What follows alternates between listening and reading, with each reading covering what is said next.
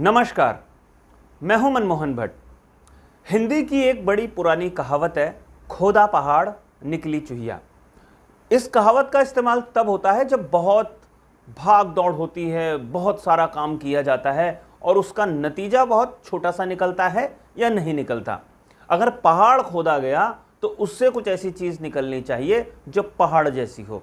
लेकिन ऐसा राजनीति में भी हुआ है, उत्तराखंड बीजेपी की राजनीति के भीतर हुआ है। महीने भर तक कई विधायक, कई मंत्री दौड़ धूप करते रहे।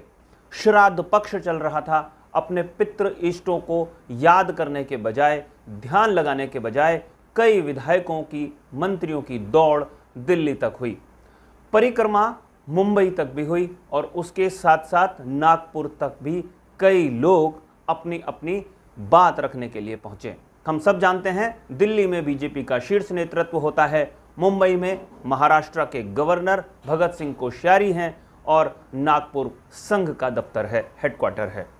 इन तीन जगह पर उत्तराखंड बीजेपी के कई विधायक और कई मंत्रियों ने अपनी दस्तक दी, इस उम्मीद से कि जो मंत्री हैं उनकी कुर्सी बची रहे, इस उम्मीद से कि जो विधायक हैं उन्हें मंत्रिमंडल में कहीं काम करने का मौका मिल जाए। लेकिन पिछले एक महीने की दौड़ धूप का कोई भी नतीजा नहीं निकला। सब लोग कयासबाजी लगा रहे थे, सब लोग इस बात को लेकर आकलन कर रहे थे कि कई मंत्रियों की छुट्टी हो रही है मंत्रिमंडल से, और ये खबर मीडिया को बीजेपी के जो सूत्र हैं उनके जरिए ही पहुंच रही थी। सरकार के जो सबसे करीबी लोग होते हैं उन्हीं के जरिए पहुंच रही थी। बीजेपी के दिल्ली में बैठे हुए जो लोग हैं उनके जरिए ही पहुंच रही थी। लेकिन होता हुआ दिखाई भी दिया, भाग दौड़ भी हुई, ना सिर्फ विधायकों की, मंत्रियों की, बल्कि मुख्यमंत्री पुष्कर सिंह धामी की भाग दौड़ हुई। बकायदा भगत सिंह कोश्यारी महाराष्ट्र से, मुंबई से दिल्ली भी आए। लेकिन नतीजा क्या निकला वो हम सबके सामने है। पहले आकलन था कि नवरात्र के शुभ अवसर पर मंत्रिमंडल का फेरबदल होगा, लेकिन अब वो भी टलता हुआ नजर आ रहा है। कई लोगों ने स्पष्ट संकेत किया था कि प्रेमचंद अग्रवाल की कुर्सी चली जाएगी, क्योंकि बीजेपी की और सरकार की काफी किरकिरी प्रेमचंद अग्रवाल ने कराई है। लेकिन प्रेमचंद अग्रवाल क्या अपनी कुर्सी बचाने में कामयाब हो गए हैं? ये इस तरीके का सवाल है जिसको हर व्यक्ति जानना चाहता है। वास्तव में प्रेमचंद अग्रवाल बनिया वर्ग से आते हैं, अग्रसेन समाज जिसे कहा जाता है, और जो पार्टी के भीतर अपना प्रभाव रखता है अग्रसेन समाज, उसकी बहुत ताकत है पार्टी के भीतर।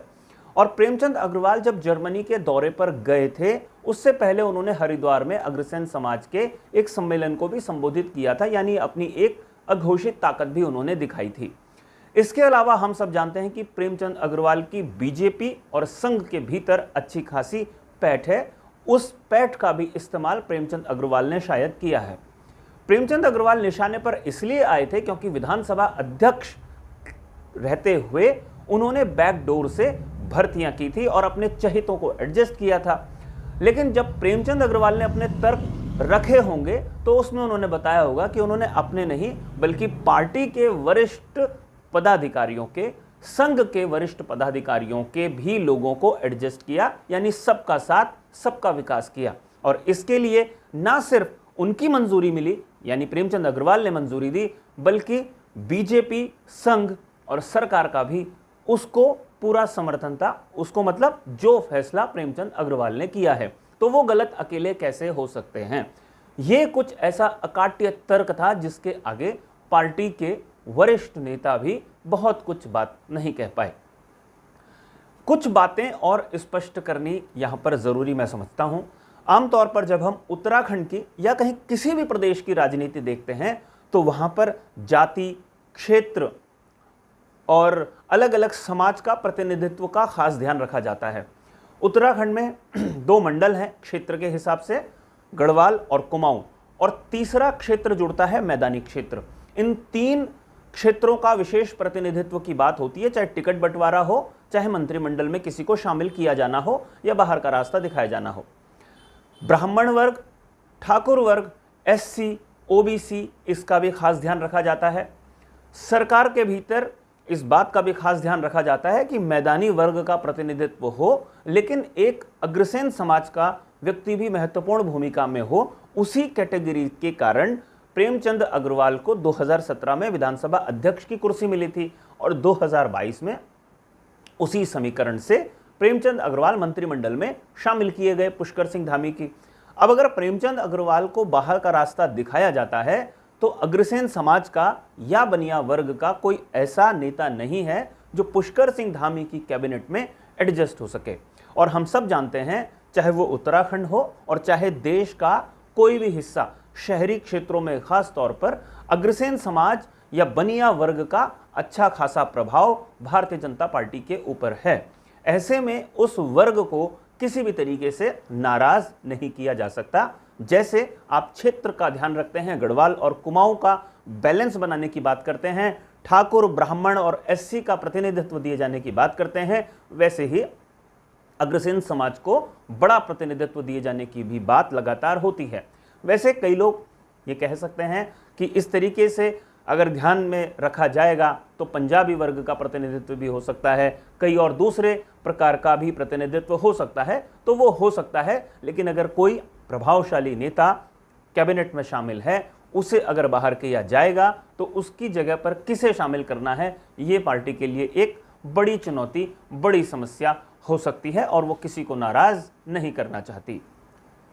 अब एक दूसरी बात की तरफ भी हमको संकेत मिलता है कि क्या ये जो उठापटक हो रही थी, भागदौड़ लगातार हो रही थी, मीडिया में बयानबाजी भी हो रही थी और मीडिया में भागदौड़ होती हुई दिखाई भी दे रही थी, पार्टी के भीतर भी हलचल थी, क्या अब वो पूरी तरीके से थम गई है?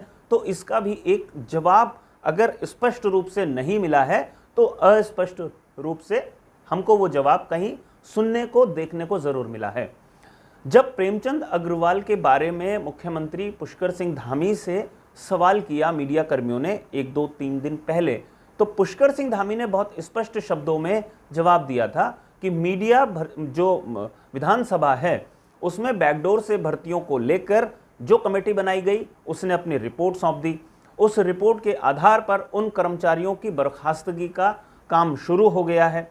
तो ये सारा प्रकरण हो गया है, यानी कि चैप्टर क्लोज, ये मुख्यमंत्री पुष्कर सिंह धामी ने कहा। यानी एक इशारा था कि अब प्रेमचंद अग्रवाल या विधानसभा में जिन लोगों ने गड़बड़ियां की हैं उनको निशाना नहीं बनाया जाना चाहिए, क्योंकि उनके कामों को आपने खारिज कर दिया है, अब वो चैप्टर क्लोज हो गया है। तो ये एक बहुत महत्वपूर्ण बात समझ में आती है, जो अगर समझना चाहें तो इशारों इशारों में ये बात कही गई है। अब बात आती है कि जो मंत्रिमंडल में 3 पद खाली हैं, क्या वो भरे जाएंगे या वो भी खाली रहेंगे? तो इसका भी एक पुराना इतिहास हम देखते हैं, खंगालते हैं। त्रिवेंद्र सिंह रावत लंबे समय तक मुख्यमंत्री रहे, लेकिन बहुत लंबे समय तक उनकी कैबिनेट में सिर्फ 8 ही मंत्री थे, 6 ही कैबिनेट मंत्री थे, बाकी 2 तो राज्य मंत्री का दर्जा प्राप्त थे, धन सिंह रावत और रेखा आर्य। लेकिन त्रिवेंद्र सिंह रावत ने कोशिश भी अगर की मंत्रिमंडल के आकार को बढ़ाने की, अपने चहेतों को भी एडजस्ट करना चाहते तो भी शायद वो एडजस्ट नहीं कर पाए, क्योंकि बीजेपी एक अनुशासित पार्टी मानी जाती है। और जब त्रिवेंद्र सिंह रावत ने मंत्रिमंडल में विस्तार की कोशिशें की, दिल्ली अपने शीर्ष नेतृत्व तक वो पहुंचे, उनसे चर्चा की, तो उनके शीर्ष नेतृत्व की तरफ से कोई स्पष्ट संदेश, स्पष्ट आश्वासन या स्पष्ट फैसला नहीं हो पाया। और जब शीर्ष नेतृत्व कोई फैसला नहीं करता है तो आमतौर पर उत्तराखंड का कोई भी मुख्यमंत्री अपनी तरफ से कोई बड़ा नीतिगत फैसला नहीं करता है, और राजनीतिक फैसला करना तो बहुत ही मुश्किल काम होता है। तो ऐसा समझा जाता है, पिछले अनुभवों को देखते हुए पार्टी के भीतर जो कुछ होता है, कि जो मंत्रिमंडल के आकार में विस्तार या फेरबदल की चर्चाएं चल रही थी, वो कुछ समय तक के लिए टल जरूर गई हैं, और पार्टी के भीतर इस बात को लेकर मंथन जरूर हो रहा है कि प्रेमचंद अग्रवाल को अगर मंत्रिमंडल से बाहर करते हैं तो उनका स्थान लेने वाला नेता कौन हो सकता है और किस तरीके से उसको एडजस्ट करके आगे बढ़ाया जा सकता है।